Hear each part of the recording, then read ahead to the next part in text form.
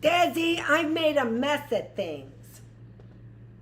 I was spending too long trying to think of the right name.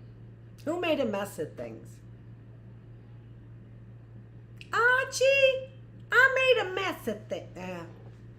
Forget about it. We're here. I gotta shut the door because I forgot about it. Oh my goodness gracious. My mother's sense of humor is in the air. Dear God. Okay. We are on conversation number 4. Kind of like the way that she just numbers the conversations.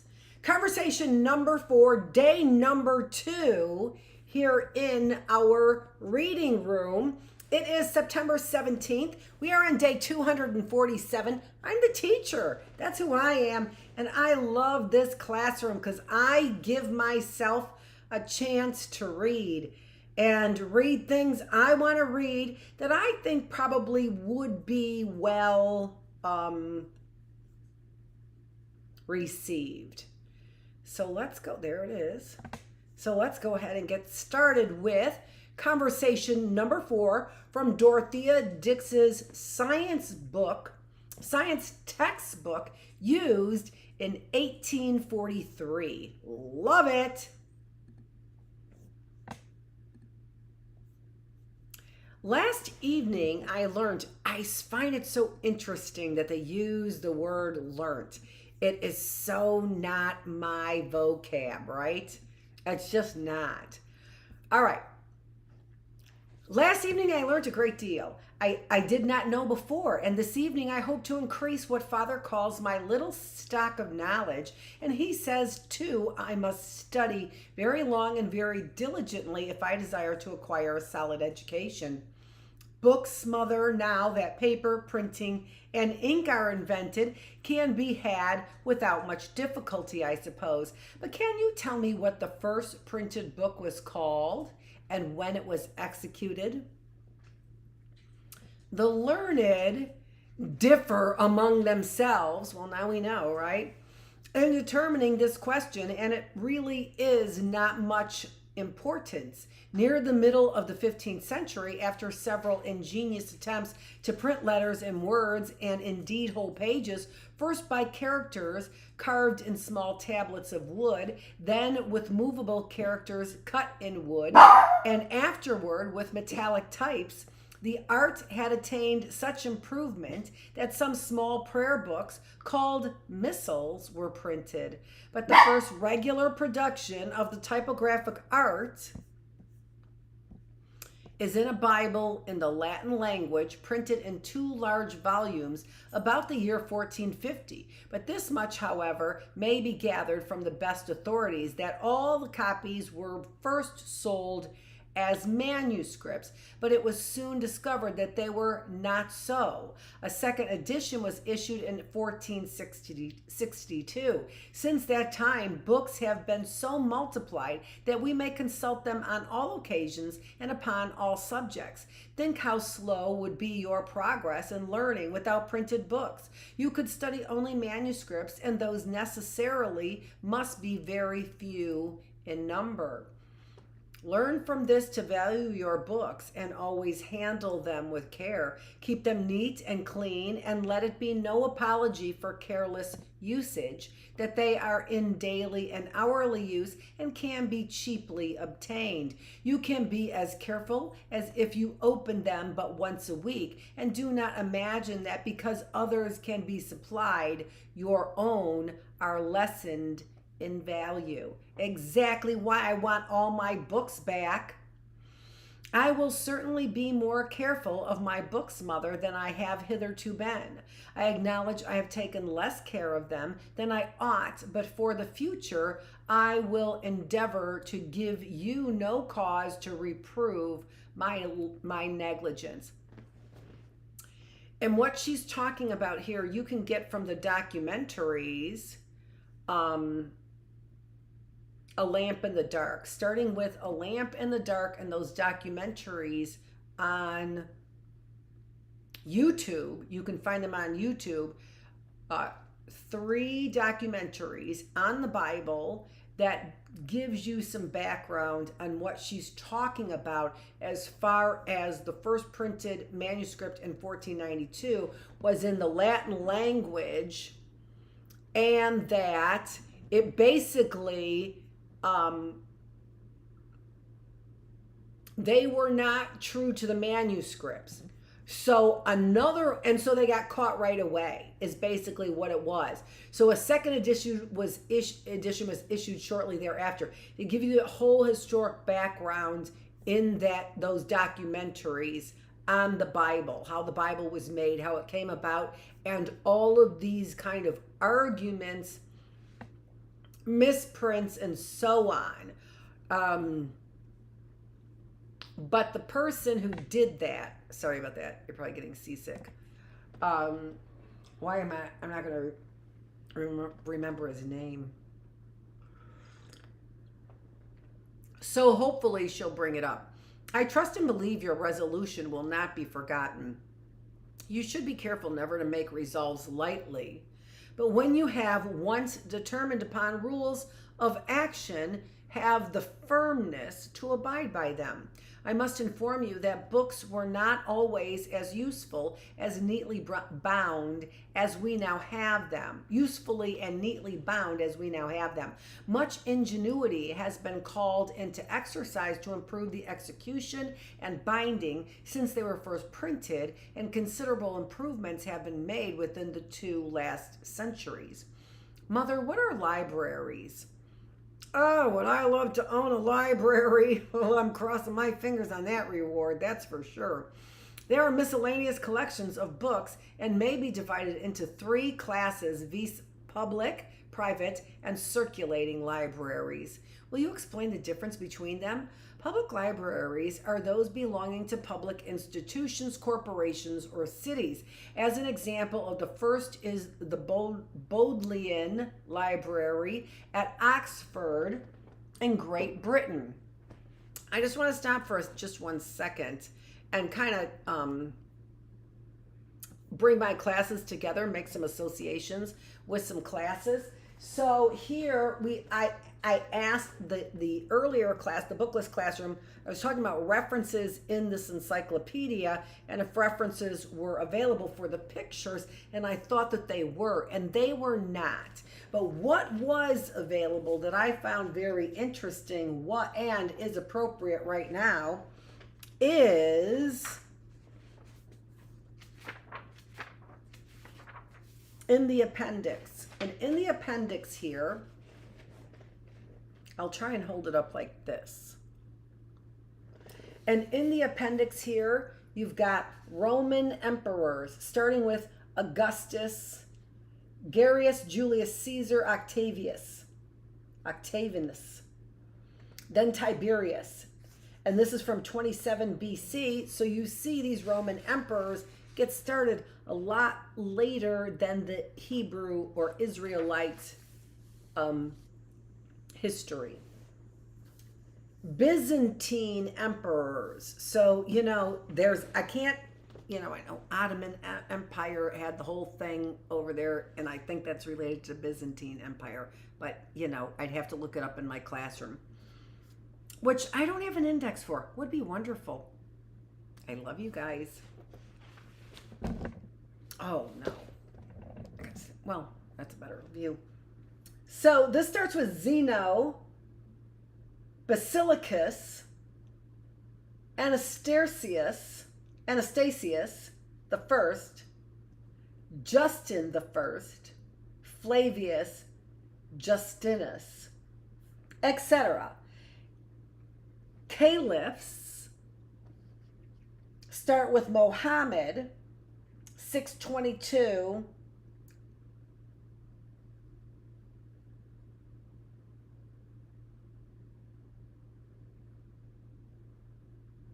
Okay, 570 to 632. But he was a caliph in 622. So starting with Muhammad there, and here we have the Roman Pope starting with Peter, 33 BC or BCE if you prefer.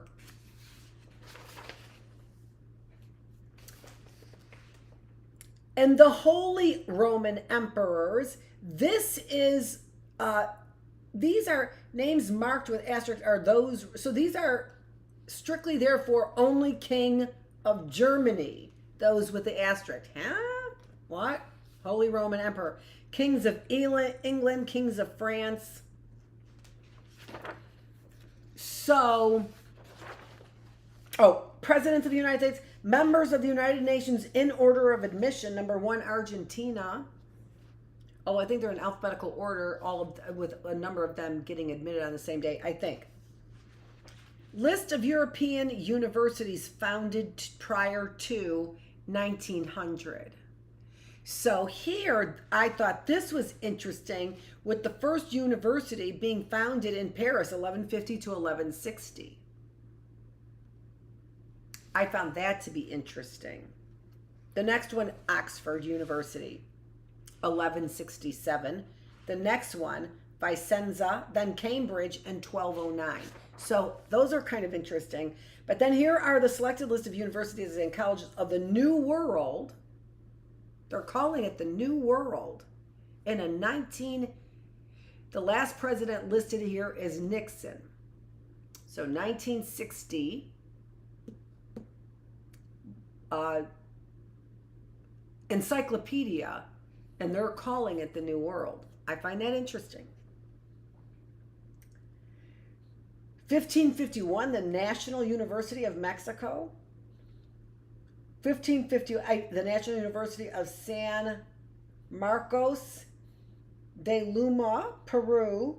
So we are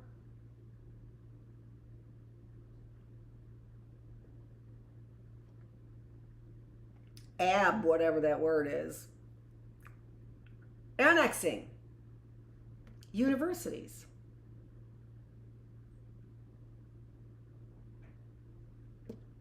I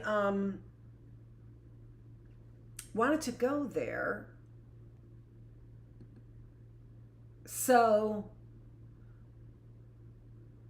the first library is at the Bodleian University, a library at Oxford.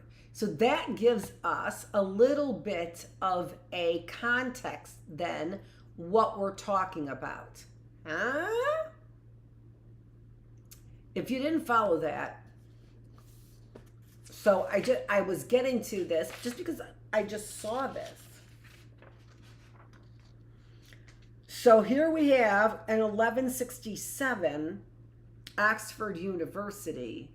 So that gives you an example of the first library, which was in Great Britain at that probably university, Oxford University. I mean, as opposed to just plain a library, probably located right at that university.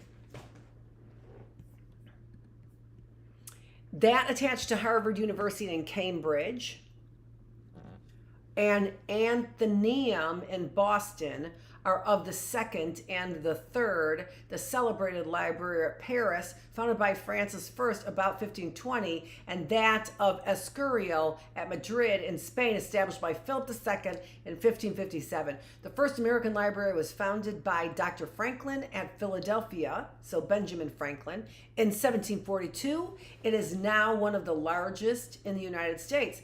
Were the two first, which you mentioned, the earliest public libraries? No, among the first of which we have any account was that founded at Athens by the tyrant Pisistratus.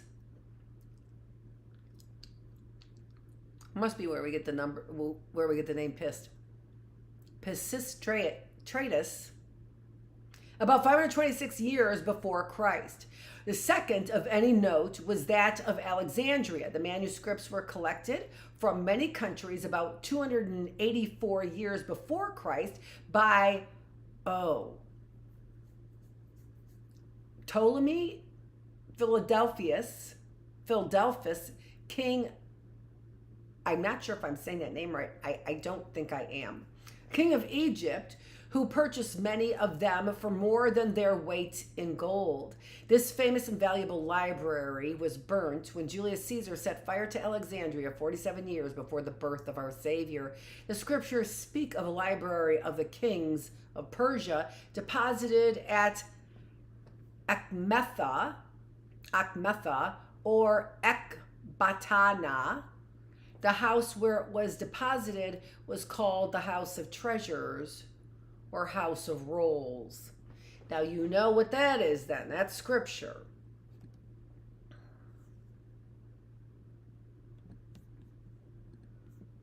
I suppose, Mother, because their books or records were written upon rolls of linen or some other substance. Undoubtedly, but I am going to tell you that the Egyptians probably took the hint of collecting and preserving books from observing the great care with which the Hebrews preserved their sacred writings. But Mother, the arts of papermaking and printing were not invented till a great many years after the birth of Christ. How could people found libraries without books? Very wisely proposed, little girl. I must recall to your memory what substances I last evening told you were employed for recording events anterior to the invention of papermaking and printing. You cannot have forgotten that the ancients wrote upon the bark of trees, rolls of linen, papyrus, parchment, etc. Besides, you have this evening mentioned some of them yourself. Oh, Mother, at the moment I did not recollect that, but how much labor it must have been for the ancients to write all their books.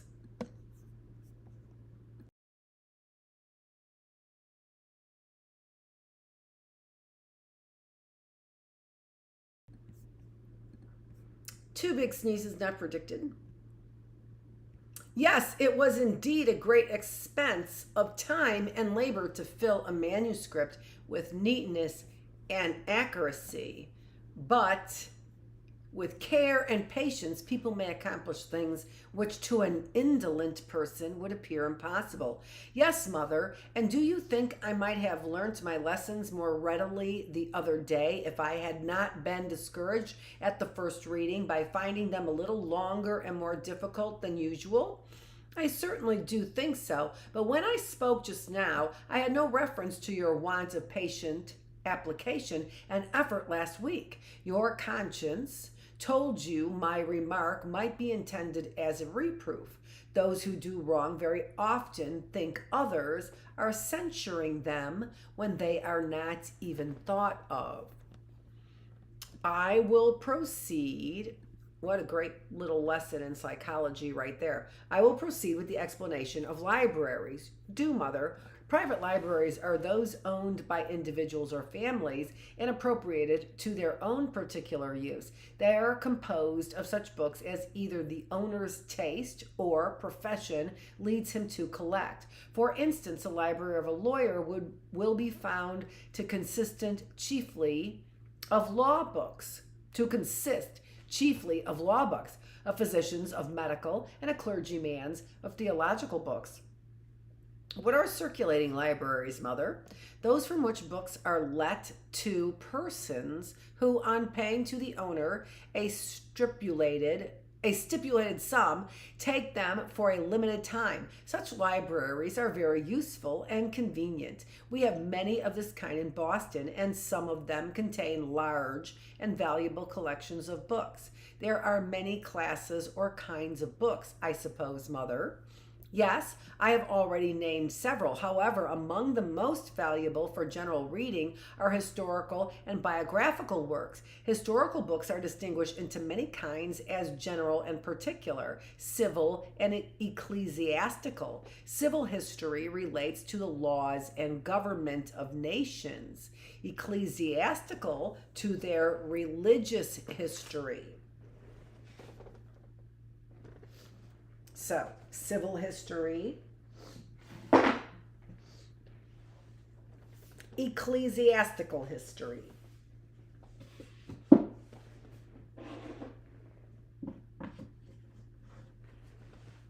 Then we have many entertaining periodical works, such as magazines of various character, etc. What are periodical works, Mother? Those which are published at stated intervals of time, as for instance, the Athenaeum, which is printed in Boston every fortnight, the North American Review every 3 months, and the Theological Review every second month. Newspapers are also periodical works. Those are interesting, aren't they? To pull something up of that.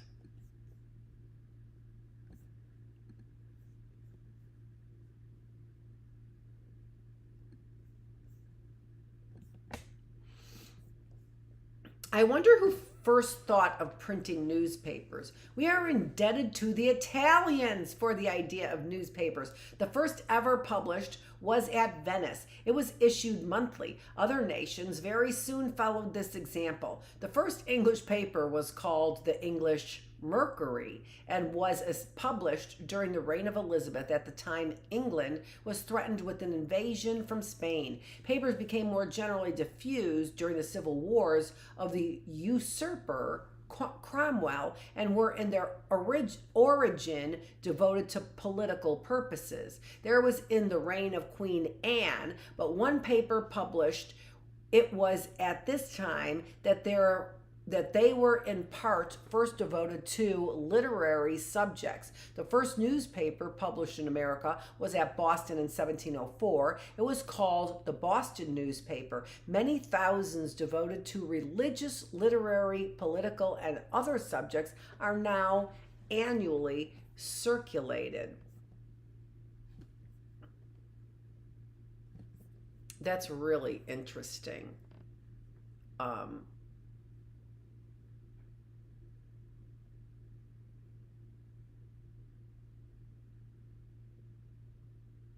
Of the usurper Cromwell and were in their origin devoted to political purposes.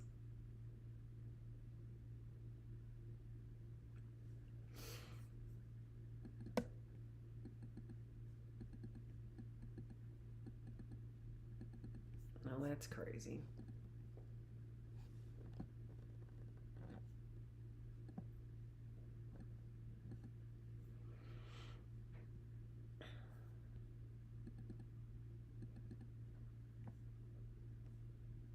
Oh, maybe that's the reason why.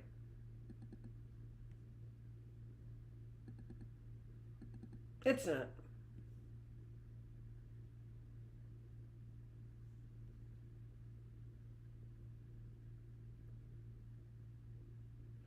I want to actually, I am going to do that.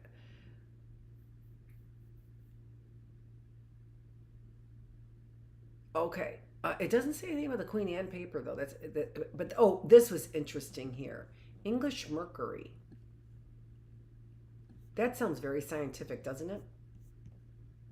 It is now 9 o'clock, my dear, and our conversation must end for tonight. Yes, Mother, and I have been so much interested that I am sorry to hear the bells ring.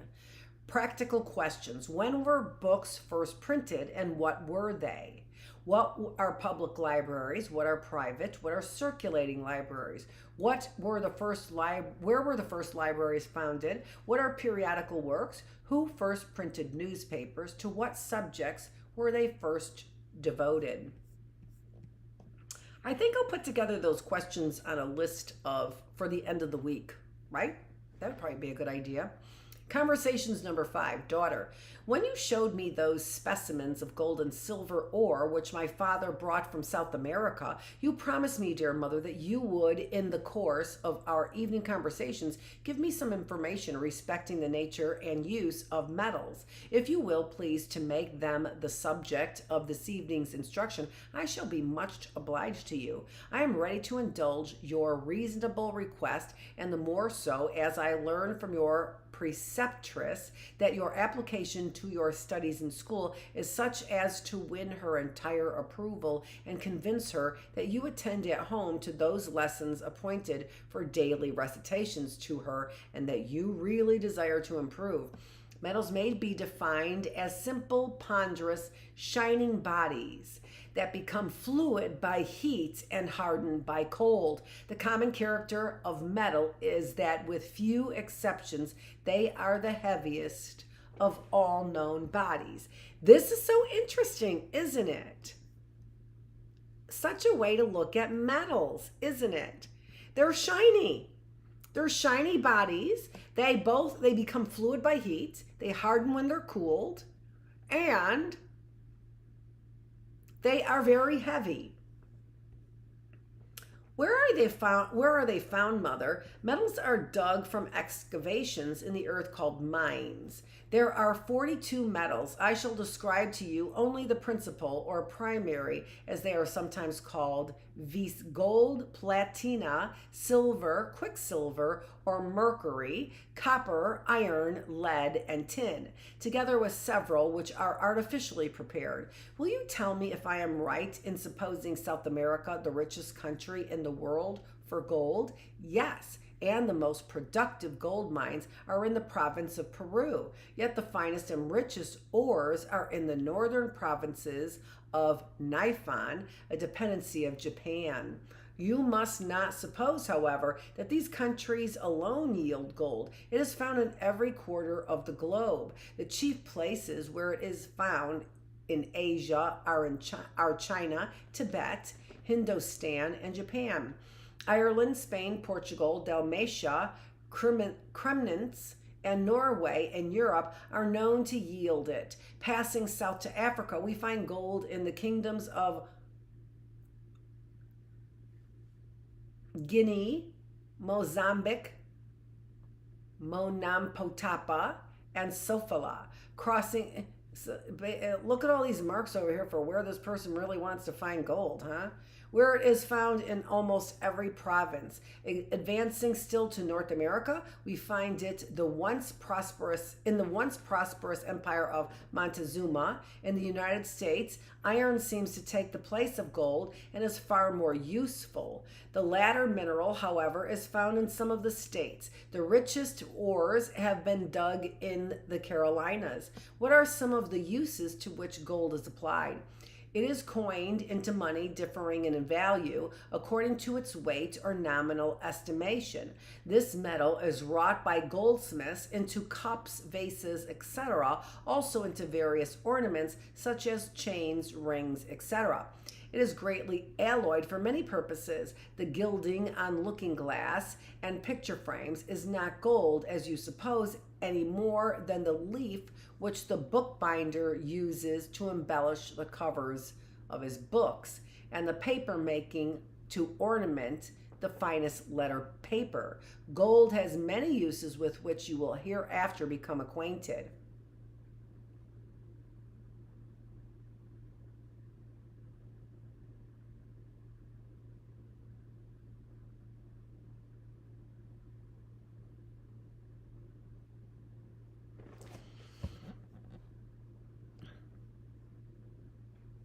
That's interesting.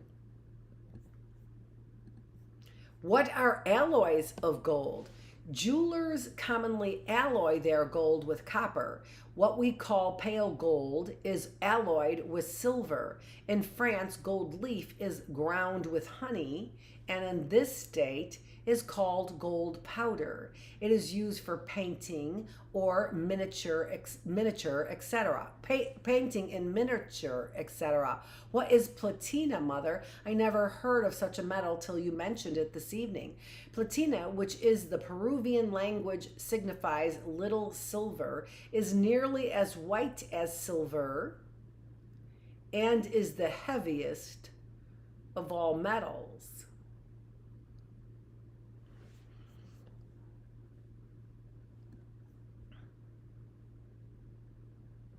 Interesting. It is melted with great difficulty and used chiefly for making spoons, crucibles, and chemical utensils. It is employed in the enamel painting instead of silver being less liable to tarnish, and is also used to ornament porcelain. Where is platina found, Mother? It has been chiefly from Saint Domingo and from Santa Fe in Peru. It is also found in Spain, united with silver ore. Thank you, Mother. Will you now tell me of silver? Silver is a rich white metal, and like gold, is found in the four quarters of the globe. Excuse my interrupting you, but I thought there were five great distinct divisions of the earth. There is New Holland, you know, which has been discovered since America.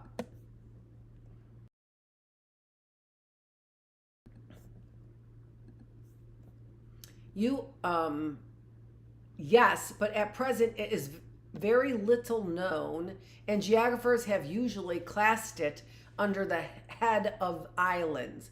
I will, however, allow it the fifth rank in the place of continents since you consider it so important.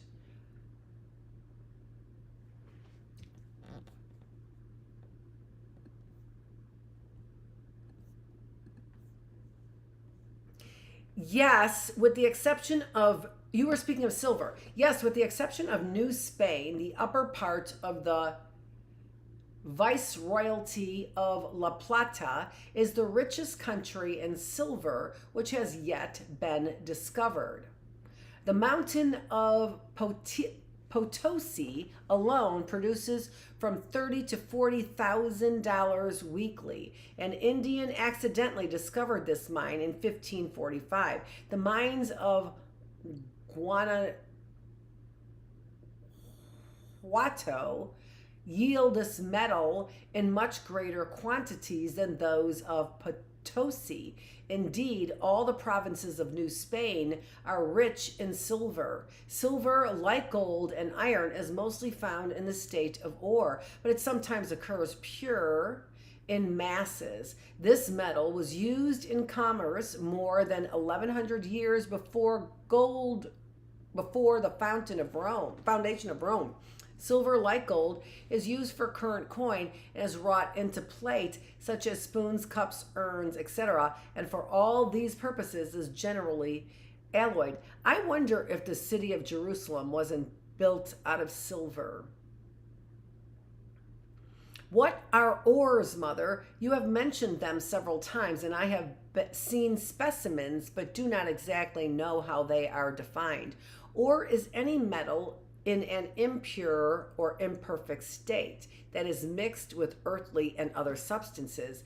These must be separated from the metal. Various methods are employed for obtaining gold and silver in a pure state. In Spain and Peru, quicksilver is chiefly used. I'm impatient to know something of quicksilver. Is that also found in mines? Yes, and the most celebrated are those of Huancavelica in Peru, Almaden in Spain, and Idra in Austria. The manner in which the last mentioned mines were discovered is novel and worth reading.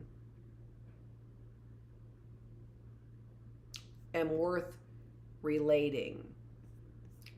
Till 1497, the part of Idria where the mines are situated was inhabited only by a few coopers and other artificers in wood with which the territory abounds. One evening, a cooper placed a new tub under a dropping spring to try whether it would hold water.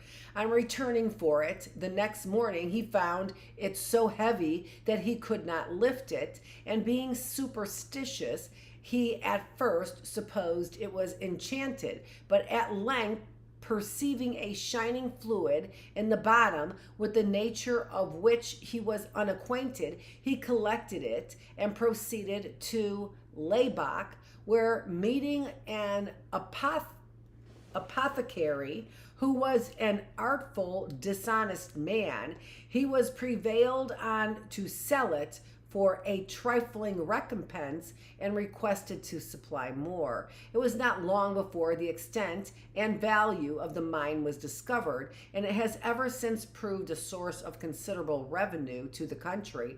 I have only told you where this metal is found. You must know that it is very useful both in the arts and medicine. It is the only metal that retains the fluid form and moderate temperatures of the atmosphere. Quicksilver Silver combines easily with gold and silver, and for that reason is used in separating them from the impurities with which they are mingled in the state of ores. Gold beaters make use of it to collect the particles of gold contained in the sweeping of their shops. Vermilion, a red paint, is prepared from a mixture of mercury and sulfur. The silvering on looking glass is an amalgam of mercury and tinfoil. Barometer and thermometer tubes are filled with quicksilver. I had no idea that quicksilver was so useful. I shall remember what you have told me, if it be only for interesting manner of its discovery in Idria. Idria is on the Gulf of Venice, I believe, Mother. No, it is on the river Idria and is 25 miles north of Trieste. You must not blend this place with Istria, which is situated farther south and is on the Gulf of Venice, where you supposed Idria to be. Mother, are the mines of Idria very deep? More than 100 fathoms. The miners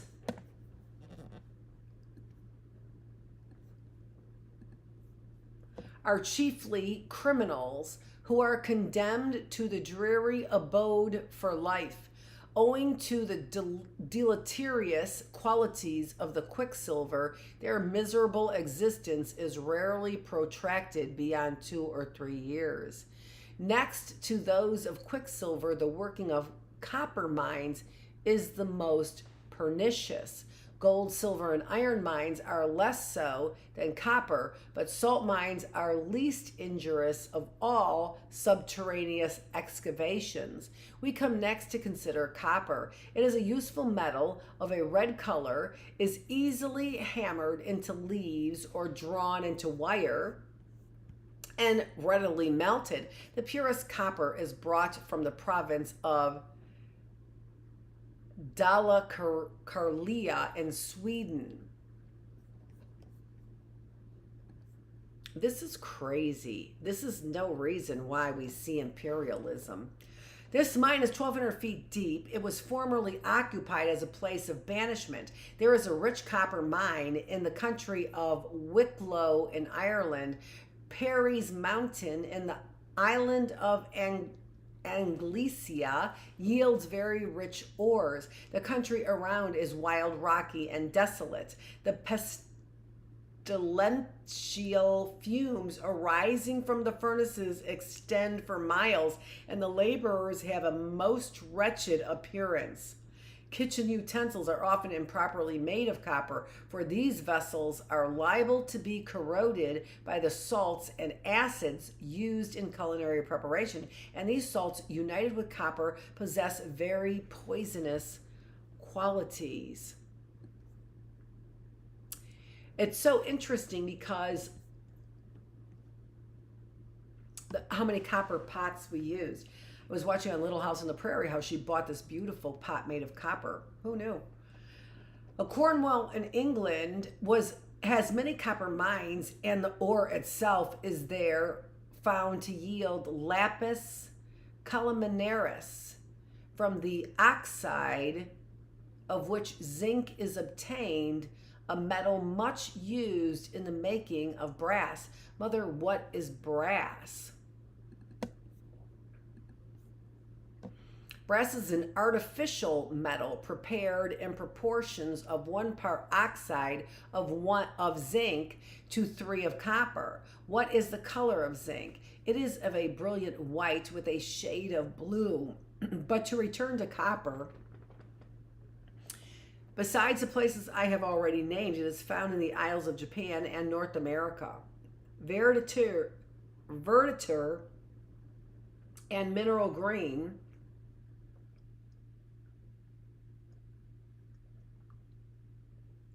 That's so interesting to me about zinc. Why did they add it to make brass, and does that then contain the harmful chemicals? This is so interesting about the laborers of both copper and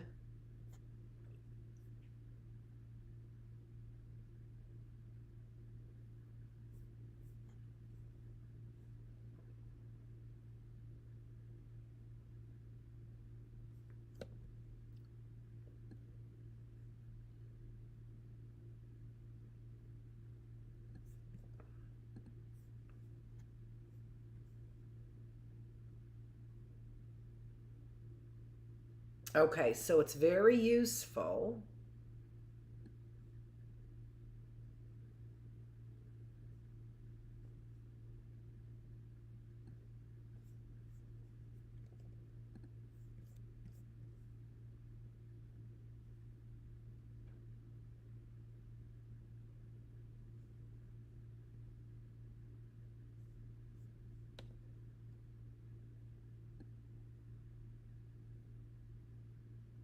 And that's crazy, right?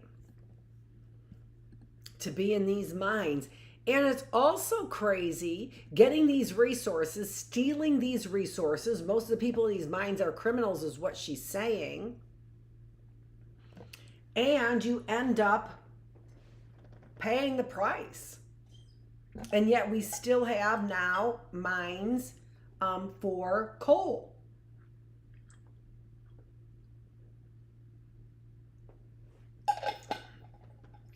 And zinc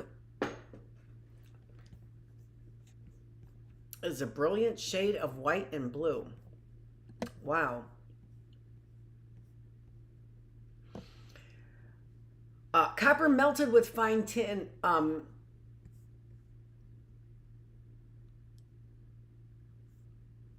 Copper melted with fine tin makes bell metal. Brass, I've told you, is a mixture of copper and zinc. When cold, it breaks easily, and to prevent this, 7 pounds of lead are added to every 100 weight of brass.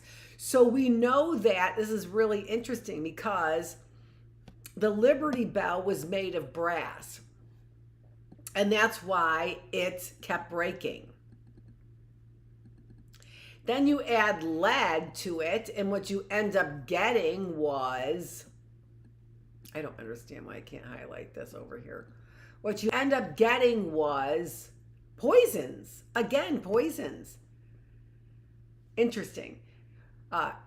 Lead are added to every 100 weight of brass, which makes it more soft and less liable to be broken. Equal quantities of brass and copper melted together make an artificial metal called bronze, which is employed for the casting of statues. It is now time, Sarah, for you to prepare for bed. Tomorrow evening, if nothing unforeseen prevails, I will give you an account of iron, lead, and tin. Good night.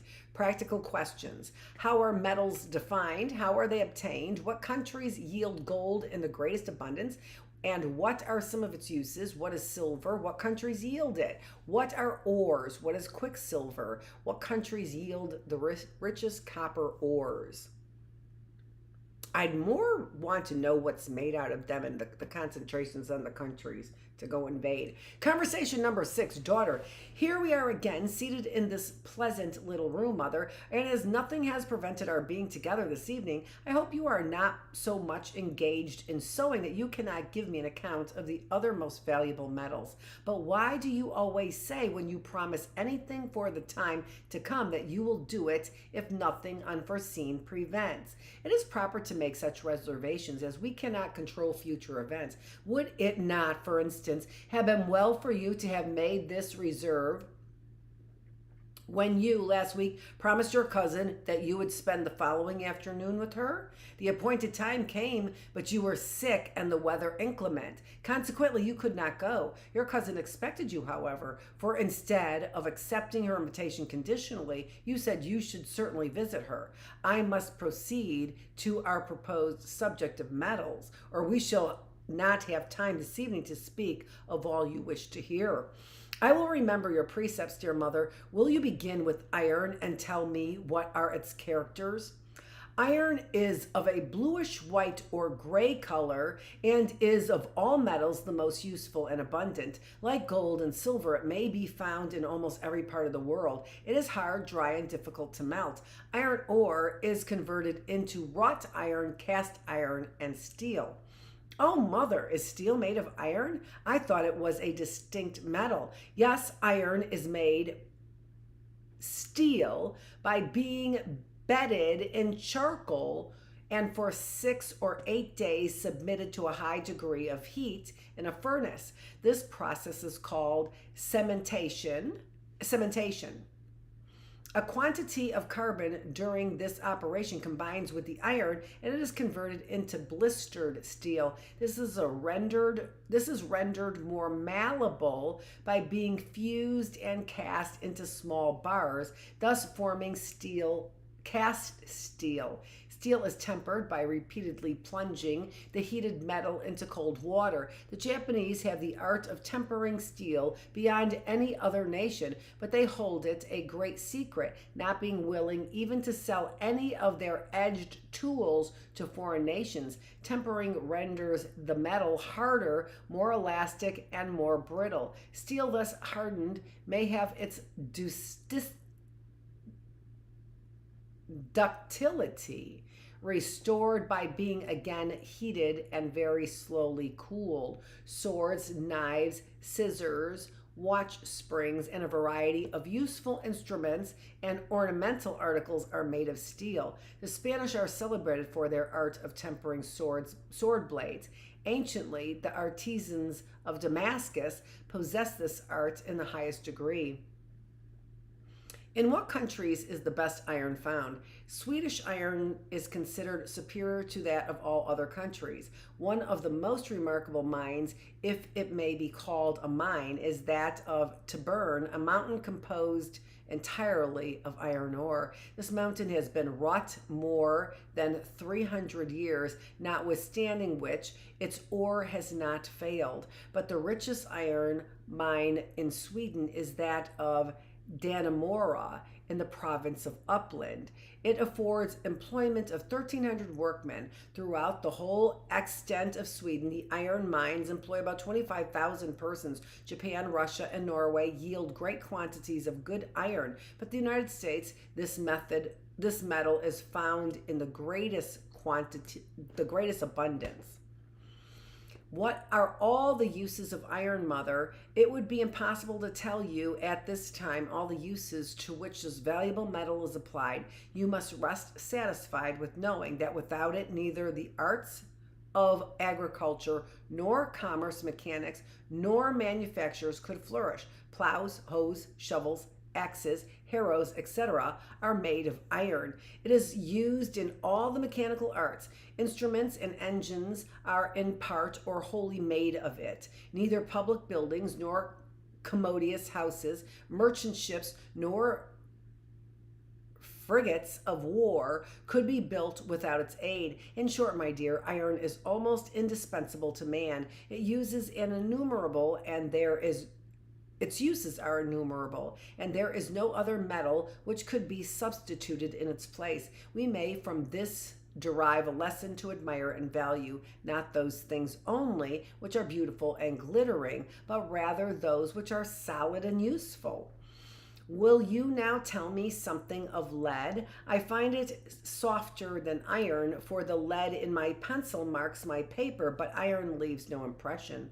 You have blended lead with plumbago or black lead. They are different substances. Lead is a heavy metal of a bluish white color. It is rarely found in a native state, but chiefly mineralized with sulfur and is then called galena. Lead is easily fused. From the oxides of lead are obtained red lead or minimum litharge, which is the basis of the common glazing for earthenware, white lead, which enters into the composition of various paints, sugar of lead, etc. This metal is much used by artificers and among other things is shaped into aqueduct pipes and molded into bullets shot, etc. It is also used in covering houses and piazzas, and in refining gold and silver. While I am speaking of lead, I will describe to you the manner of making cartridge balls. Do, mother. They are cast two together in a mold, a little bar in an inch and a half long connecting them. This bar is cut off and thrown back into the melting pot. The ball is wrapped first in a piece of cloth, then in a paper cone, which is filled with powder and closed at the top. The boy may fill 4,000 of these cartridges. One boy may fill 4,000 of these cartridges a day. Mother, where is the best lead procured? The richest lead mines in the world are those of Missouri. The mines are very extensive and the ore uncommonly pure. Great Britain has numerous lead mines. Those in Wales are particularly noted. Will you now explain to me the nature of plumbago? Plumbago is not a metal, as you just now supposed, but a carburet of iron, containing nearly 9 parts of carbon to 1 of iron. It is found abundantly in Great Britain, on the European continent, and in the United States. The best plumbago crayons and pencils for drawing are manufactured in England. Of late years, however, we have them made here of very good quality. Plumbago is useful to rub over wooden machinery to prevent friction. I do not know the meaning of carbon, mother. I suppose not, and will tell you. Carbon makes a part of all animal and vegetable bodies and is the same in substance as charcoal after it is wholly purified. Diamonds are composed of pure carbon. Can diamonds be made of charcoal then? No. If that could be done, diamonds would lose much of their value by being common. Carbon obtained from charcoal differs from diamonds both in shape, color, and hardening. Tin comes next, I believe, mother. Yes, tin is of a silvery white color and alters very little by exposure to air. It is a useful metal. With copper, antimony, and bismuth, it forms pewter, which made into plates and dishes, was formerly in greater use than at present. Earthen and chinaware seems to have taken its place on our tables. What is called tinware is nothing more than plates of iron dipped into melted tin and afterwards wrought into various utensils, such for instance as pans, kettles, roasters, etc. Pure tin is much employed by dyers to give a brightness to red and scarlet dyes. The putty of tin is used for polishing mirrors, lenses, etc., and for rendering glass white and opaque. It alloys with other metals, forming solder. United with mercury, it is employed for silvering mirrors. It entered into the composition of the ancient bronze. What countries afford tin, mother? The tin mines of Cornwall in England are the richest and most extensive that are known and have been famous for many centuries. Oh yes, mother, you read me the other day a chapter from Ezekiel in which tin is spoken of as an article of merchandise from Tyre, and a little geography which I have at school informs me that the islands on the coast of Cornwall were called Cassisteritis,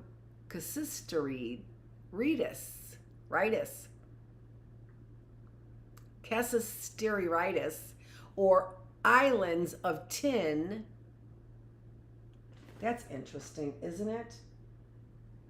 I've got to get this Kleenex over here because my nose is itching crazy.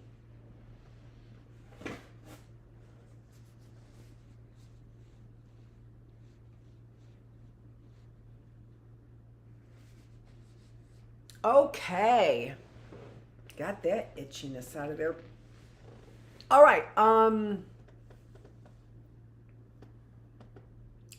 Cassitaritis. It's beginning to sound like a disease. And tin, we know.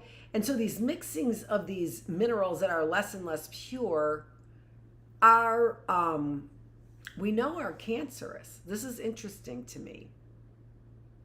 What happened on this island of tin is interesting to me.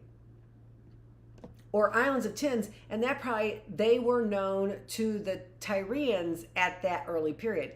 I am pleased to find that you observe and retain what you have read, but I am inclined to believe that the islands which are described as being opposite to Calberia were on the coast of Spain, and that in the days of Ezekiel, ships had never sailed so far north of the Straits of Gibraltar as Cornwall. Britain was very little, if at all, known at that time. However that be, the art of working tin has been long known. As it is not late and you have been attentive, I will tell you something of foundry. What is foundry, Mother? The art of melting and casting all sorts of metals, particularly iron, brass, and bell metal. On a sort of table, round which is a ledge, is put a quantity of wet sand. This being done, the workmen take wooden or metallic molds, patterns of the things intended to be cast. These are pressed into the sand to be cast. These are pressed into the sand so as to leave their form indented. The metal to be cast is melted and then poured white while very hot into the prepared molds. When these are filled, cold water is thrown upon them.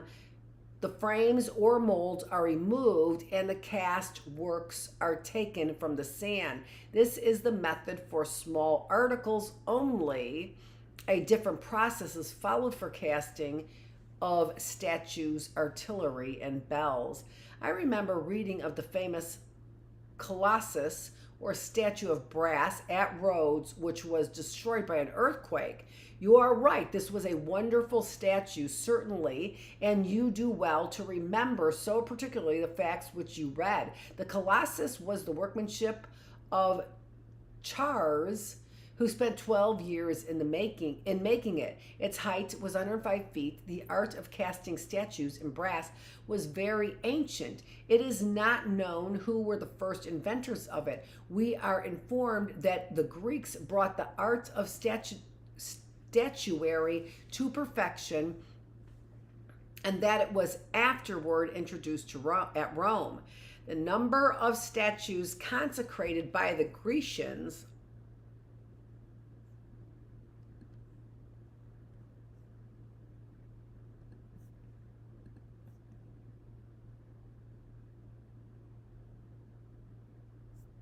to their gods and heroes was immense. The city of Athens and Delphus had each more than 3,000. The casting of statues was introduced into England in the 17th century, and all authors agreed that the first cannon used by them was at the Battle of Crecy. They had been known in Europe but a short time before. The